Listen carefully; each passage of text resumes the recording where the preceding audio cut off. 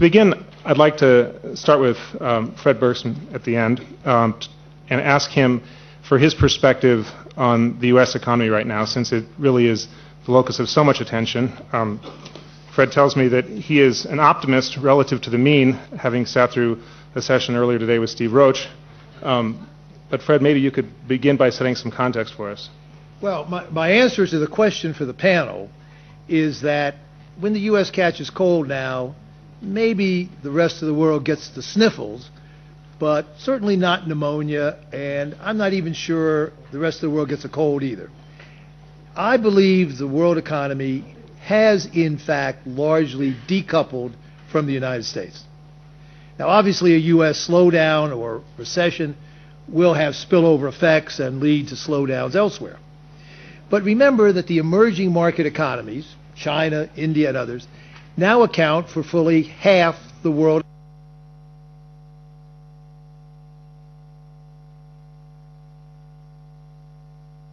By a percentage point or so as a result of the current problem, they are still going to be growing at 6 to 7% as a group.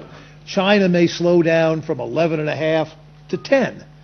India is not very integrated to the world. It probably won't slow very much.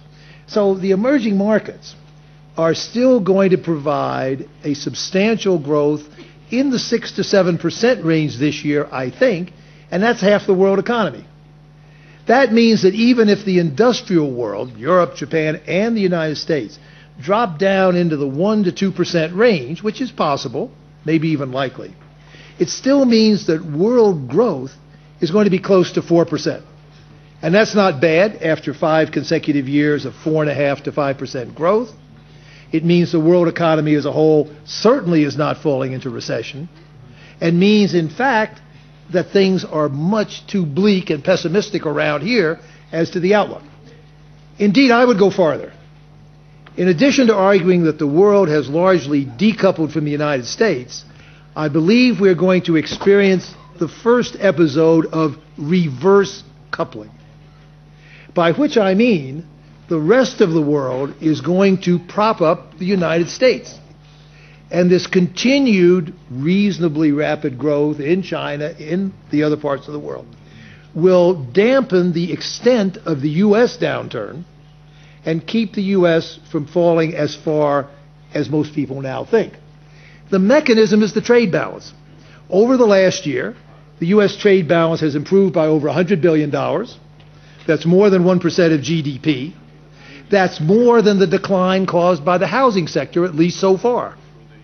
And remember, for the previous 10 years, the U.S. economy was losing a percentage point a year from deterioration of the trade balance. Now it's gaining about a percentage point a year. That is a huge swing from -1 to +1, and a very important dampening factor in the U.S. position. Look at individual companies. The recent reports, Caterpillar, GE, IBM, what are they saying? Our domestic sales are down, maybe 10% or so in the case of Caterpillar. Our foreign sales are up 25% or more. Overall corporate revenues are up, corporate profits are up. Reverse coupling, as seen at the micro level as well as at the macro level. So I think we're in a situation now where, yes, of course, the U.S. is going to slow down and may have a recession. But I think the extent of that U.S. slowdown will be more modest than most people think, more short-lived than most people think, because of reverse coupling, because the rest of the world, far from catching pneumonia when the U.S. sneezes, will actually pull up the U.S. and reduce the extent of the damage. Chung Soo-Wei,